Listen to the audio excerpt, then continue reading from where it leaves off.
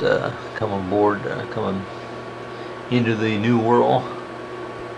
Little island about 36 miles in circumference, made up of about probably 1,200 black natives.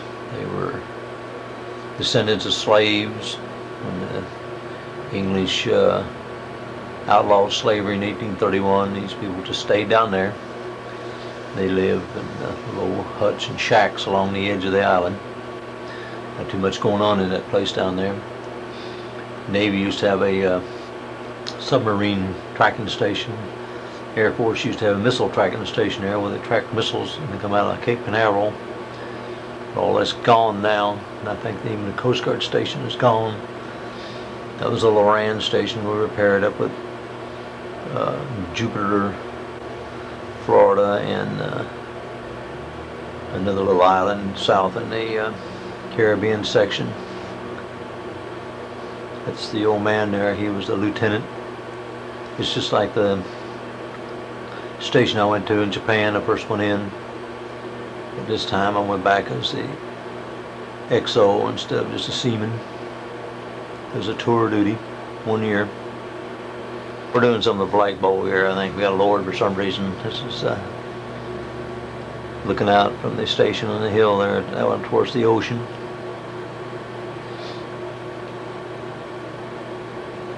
Yeah, it's me. We got in, found a few caves down there, and what interested us more was that island had been inhabited by there's a lot of old plantations down there that they'd had back in the 1800s, and when they outlawed slavery they just walked off and left the plantations. And plantations were built inland up in the hills, and the middle of the island went back to sort of reverted back to jungle and briars, and you couldn't get back in there. And I happened to find an aerial map of the island, and it pointed out these ruins, and there's rock fences that ran all over the island, and usually you could walk along those rock fences. And I'd locate those ruins on the map, and then I'd correlate it with the rock fences on the island, and we would walk back into these ruins using that map. There's all kinds of stuff back there. One of the castles was supposed to have been used by an old pirate named Watling. He was down there in the 1700s. There's all kinds of rumors of gold buried out in there. Yeah, it's one of the seamen was there. He liked to get out and track around. We're up on one of the what they call Watling's castles, ruins down to the end of the island. There's one of the rock fences going out across there. And things like this back there. Somebody had cut a stone, like a trough, I guess, watering trough or something, right into the stone there. It's limestone. There's part of the crew there. That guy in the upper left, he was an old-time Coast Guard guy. His name was Malcolm Libby. He was an electronic technician. And there's me, and then there's a Ronnie Dazzler. He was an ET. He got out while I was down there. In fact, he came back here and went caving with us. And that so seaman from New York, and that guy on the right was our corpsman, Doc Bosback, Joe Bosback. He's from up here, Greensburg, Indiana. This is the whole crew. This is a change of command. There, the officer was down there when I got there. He was leaving. A new guy named Wiley was taking over.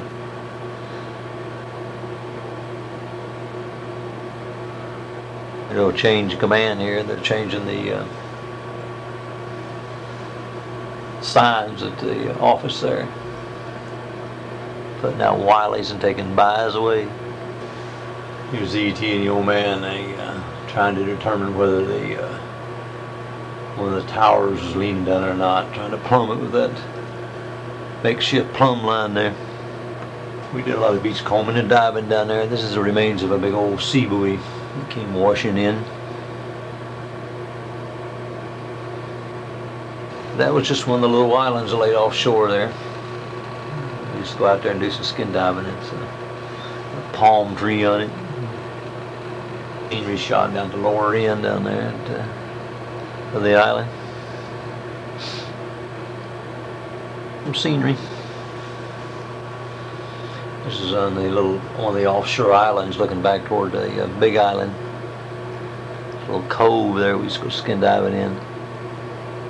One of the outer islands there. There's all kinds of shipwrecks out there. A lot of debris washed up. A lot of ships that ran aground out there. This is the remains of an old schooner that come ashore there.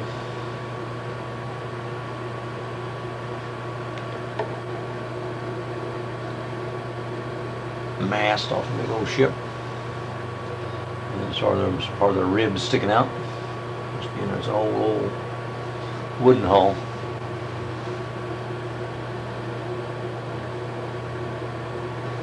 And that's the remains of an old steamer that went aground there. It's strewn out for about 2 or 3 miles out through there. That's a bunch of chain and capstans there.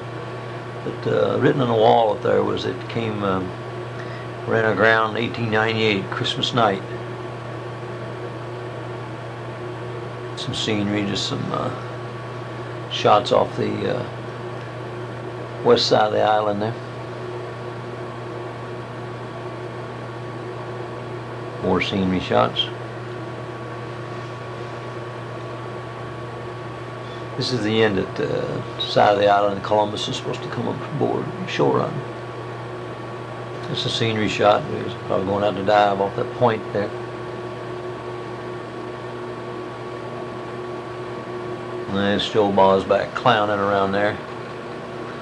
We were going out to salvage a big old brass bell that they had found in a reef down there and they couldn't get it up. So when I got down there, we fabricated a plan to use a couple boats to go out and get it out of the bottom. It's down to estuary here. You go out of here to get out onto the ocean. It's like a little river run back into the island. There's the bell down on the reef. It's all encrusted with coral. Big old bell of some sort. Didn't know what it was. Weighed hundreds of pounds. This is the bell coming off the bottom. We've got it hooked on, strapped on, and we're bringing it up. That's the group that was getting the bell. And our jury rig lashed up there.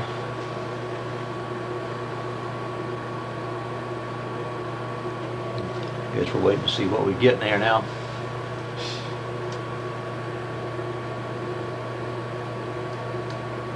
Well, we got it to shore, got it in a boat anyway.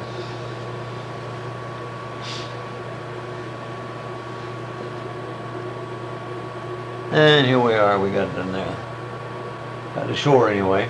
Now all we have to do is load up and get it home. Guy on the left was the cook. There's the old man and me, Corman, Dazzler, and Libby, the leading electronic technician. I guess we're trying to figure out what it is.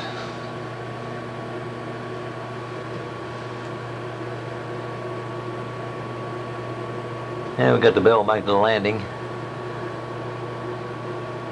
This is a river that comes in from the ocean there to this landing. There's a shot of the bell.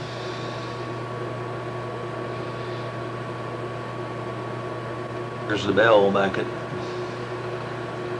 the station, which is some of the coral off of it down to the brass, and found out what it was a bell off a big old bell buoy that the Coast Guard used to have.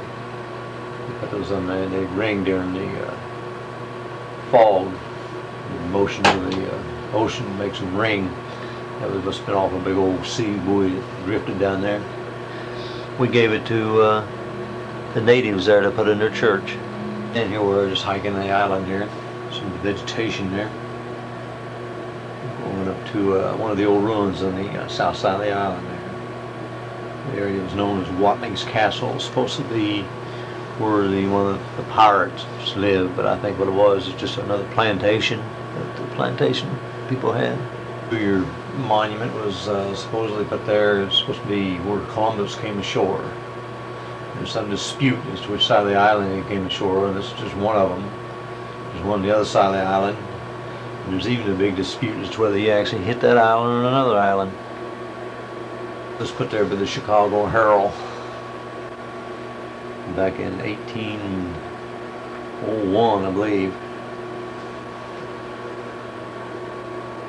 just another part of an old wrecked sailboat.